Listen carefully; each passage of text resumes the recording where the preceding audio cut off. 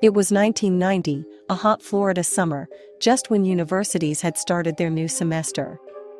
Gainesville was full of young, excited college students celebrating the end of their summer break. During this time, a horrifying piece of news shook the city. The bodies of two young female college students were discovered in their apartment, murdered in a grotesque fashion. When the police entered the apartment, they were faced with a horrifying scene. The two girls had been savagely stabbed, their bodies covered in deep cuts. One of the girls lay on her bed, her hands tied tightly in a disturbing position. But the worst part was their faces, which had been disfigured, and their bodies were positioned in a way that seemed to send a terrifying message. It was as if the killer had carefully crafted a scene of death and horror. Gainesville was a quiet, peaceful town where people felt safe. But with the discovery of the bodies of these two young girls, fear swept over everyone. People began to wonder if there was a serial killer on the loose, a killer who might be looking for his next victim at any moment. While the police were still examining the scene, news came of another shocking discovery. The body of another young college student, Christina Powell, was found, murdered in a strikingly similar way. Christina had been brutally stabbed, and her body was arranged in another horrifying display, much like the first two victims. Panic gripped the city. Parents began taking their children out of Gainesville, and the once calm town was now filled with fear and uncertainty. Despite all efforts, the police were no closer to finding a suspect.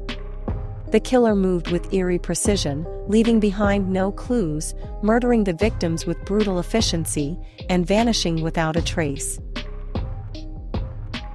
As the days went by, more bodies of young students were discovered across Gainesville. Each new murder injected a fresh wave of terror into the city. People were frightened, and more parents pulled their children from the university. The story of these serial murders spread quickly through the media. The police began to notice a pattern in the killer's victims. They were all young college students, mostly women, and the crime scenes were disturbingly similar. The killer would enter their apartments, torture them, and after killing them, arrange their bodies in horrifying displays. It was as though he wanted to send some kind of twisted message with his victims' bodies. As the investigation continued, the police discovered a strange clue. At each crime scene, they found traces of blood that didn't belong to the victims. This suggested that the killer might have injured himself during the attacks.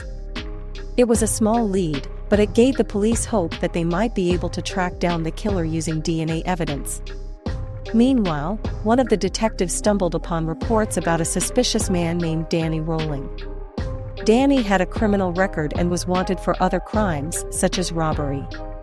When the police decided to compare Rolling's DNA with the blood samples left at the crime scenes, they made a shocking discovery. Danny Rolling's DNA was a match for the killer's. With this lead, the police arrested Danny Rolling. But what came to light after his arrest shocked everyone. In interrogations, Danny confessed to all the murders.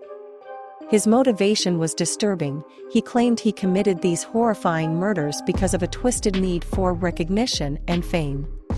Rolling explained that he had struggled with psychological issues throughout his childhood and teenage years.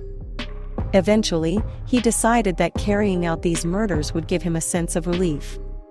He admitted that each murder was meticulously planned, down to the smallest detail, so he could execute them without being caught.